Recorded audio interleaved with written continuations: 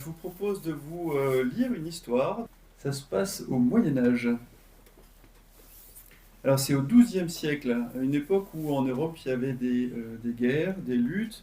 Les temps n'ont pas beaucoup changé. Il y avait à l'époque donc des batailles. Et puis il y a eu le siège du château de Weinsberg. C'était une petite ville allemande à 50 km de Stuttgart et qui a une histoire singulière. Donc c'était en 1140. Donc ce château, qui était contrôlé par un duc, eh bien, il a été assiégé par le roi Conrad. Et ils étaient bien protégés à l'intérieur, fortifiés, mais comme vous savez, dans les sièges, au bout d'un moment, eh bien, on manque d'eau, de nourriture, et on est obligé de se rendre. Alors, ils ont décidé de se rendre. Ils ont dit, d'accord, on a perdu.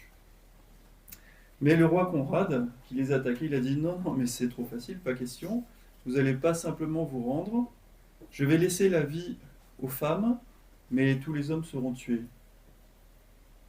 Par contre, je permets aux femmes de sortir et simplement de porter sur elles ce qu'elles ont de plus précieux, mais pas plus. Le reste sera pillé et les hommes seront tués. Alors on imagine le désarroi. Et puis ces hommes qui, en fait, ont pas réussi à se défendre, qui sont forcés de se rendre. Bon, ça donnera la vie sauve à leurs femmes, c'est déjà ça.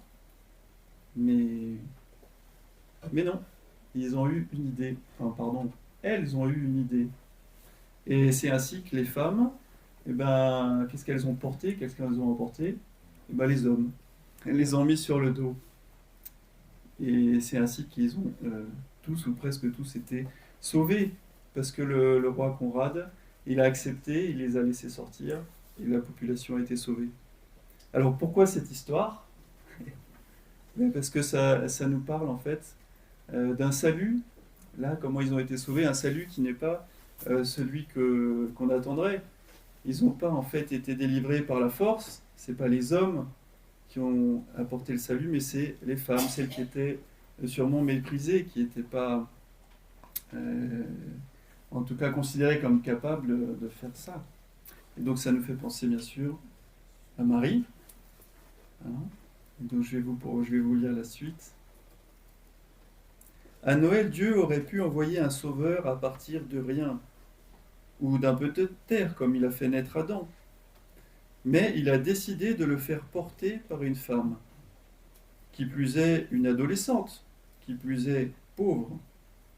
On sait en effet que Marie et Joseph étaient pauvres, car lors de la présentation au temple, ils offrent 2 pigeons en sacrifice, marque de ceux qui n'avaient pas les moyens d'offrir un agneau. Voir Luc 2, 22, 24. Dieu fait donc porter le Sauveur du monde par l'une des personnes les plus vulnérables de son temps, Marie. 33 ans plus tard, lorsque Jésus est acclamé comme roi en entrant dans Jérusalem, il n'arrive pas sur un cheval majestueux, mais sur un simple ânon.